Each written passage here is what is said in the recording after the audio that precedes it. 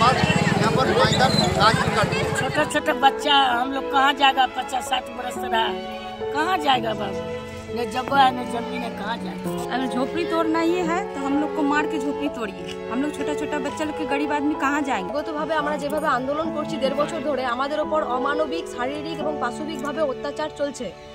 আজকে DBC daily আসছে এবং অত্যাচার করছে, লাইন কাটছে। যারা এখানে বিগতভাবে 40, 50, 60 বছর ধরে যারা বসবাস করছে, তাহলে এতগুলো মানুষ আমরা যাব কোথায়? ডিভিসির জমি দখল করে বসবাস, একাধিকবার ডিভিসি কর্তৃপক্ষের তরফে দেয়া হয়েছে উচ্ছেদের নোটিশ।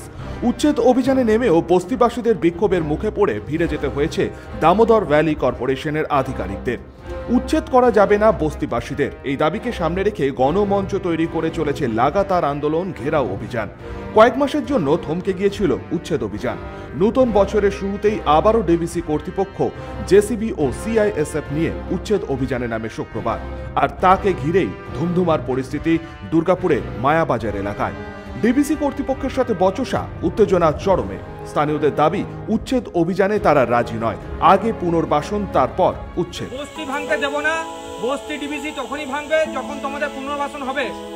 আমরা প্ল্যান চাইছি, আমরা চাই না যে প্ল্যান ঘুরে যাক, আমরা চাই প্ল্যান হোক, কিন্তু প্ল্যান হলে মানুষের যাতে উন্নতি হয়।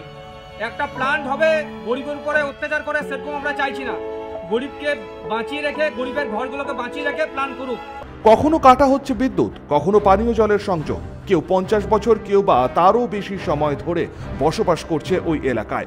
উচ্ছেদ করে দিলে ছোট ছোট বাচ্চাদের নিয়ে যাবেন কোথায়, প্রশ্ন স্থানীয়দের। हम लोग को कोई जगह जमीन भी नहीं है, हम लोग कहाँ जाएंगे। कहाँ जाएगा बाबू, न जगह है न जमीन। এদিনও উচ্ছেদে নেমে স্থানীয়দের বিক্ষোভের জেরে ফিরে যেতে হয় ডিভিসি কর্তৃপক্ষকে। নতুন বছরের শুরুতে আবারও যেন সেই উচ্ছেদের চিন্তায় রাতের ঘুম উড়ল বস্তিবাসীদের। দুর্গাপুর থেকে সনাতন গড়াইয়ের রিপোর্ট, 99 নিউজ বাংলা।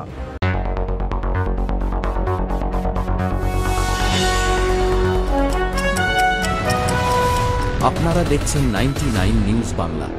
বদলাবো আমরা।